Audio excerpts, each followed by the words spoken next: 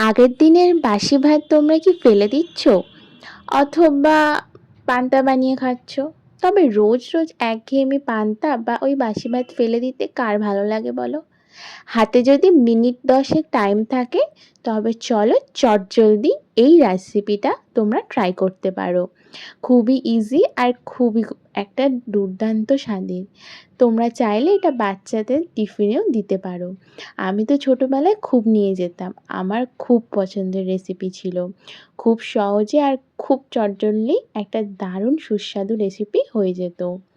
বেশি কিছু লাগবে না, দুটো ডিম, কিছুটা পরিমাণে কাঁচা লঙ্কা, যে যার স্বাদের ঝাল অনুযায়ী, সাথে দুখানা পেঁয়াজ, আর নিয়ে নিয়েছি একটা বড় সাইজের আলু।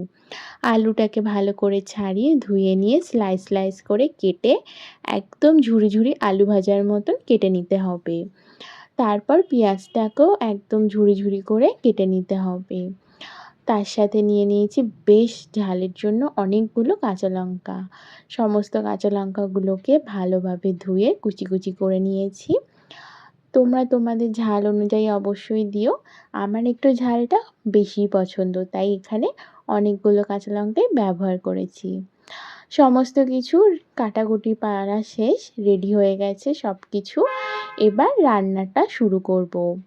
গ্যাসের ওপর কড়া বসিয়ে দিয়েছি। কড়া গরম হয়ে আসলে দিয়ে দেবো তার মধ্যে সর্ষের তেল।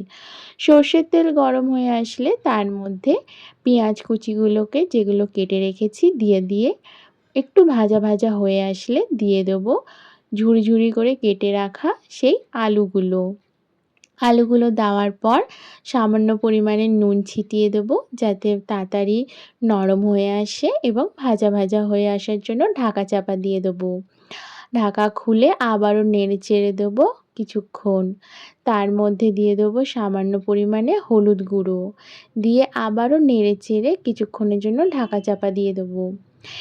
আলুগুলো নরম হয়ে আসলে সমস্ত আলুগুলো সরিয়ে মাঝখানে কিছুটা ফাঁকা করে তার মধ্যে দিয়ে দিতে হবে ডিমটা। ডিমটা ফাটিয়ে দিয়ে তার মধ্যে দিয়ে দেবো সামান্য পরিমাণে নুন আর কাঁচা লঙ্কা কুচিগুলো, আর সাথে দিয়ে দেবো সামান্য পরিমাণে লঙ্কার গুঁড়ো। এখানে আমি আমার একার জন্য বানাচ্ছি, তাই জন্য এখানে একটা ডিম ইউজ করেছি। পরের বারে আবার আর একটা ডিম দিয়ে বানাবো, সেই কারণে তোমরা যতজনের জন্য বানাবে ততগুলোই ডিম ব্যবহার করতে পারো। সমস্তটা দিয়ে ভালো করে ডিমগুলো ঝুরি ঝুরি করে নাড়াচাড়া করে আলুর সাথে বেশ খানিকক্ষণের জন্য ভাজা ভাজা করে নেব। আলু ডিম সব কিছু ভাজা ভাজা হয়ে আসলে এবার দিয়ে দেবো আগের দিনের সেই বাসি ভাতটা, যেটা ফ্রিজে ছিল, আর দেখতেই পাচ্ছ কত ঝরঝরে হয়ে আছে। সেইগুলোকে দিয়ে তার মধ্যে স্বাদ অনুযায়ী নুন দিয়ে দিতে হবে। ব্যাস, আর কিচ্ছু না। একদম ভালোভাবে নেড়ে চেড়ে মিশিয়ে নিতে হবে ভাতগুলোকে।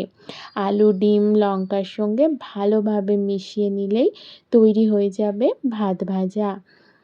সমস্তটা তুলে নিয়ে একটা প্লেটে গরম গরম সার্ভ করতে পারো, অথবা তোমরা সকালে বাচ্চাদের টিফিনেও দিতে পারো। এটা পেট ভর্তিও থাকবে, আর খুবই টেস্টি একটা জলখাবারও কিন্তু এটা। আমার তো ভীষণই প্রিয়।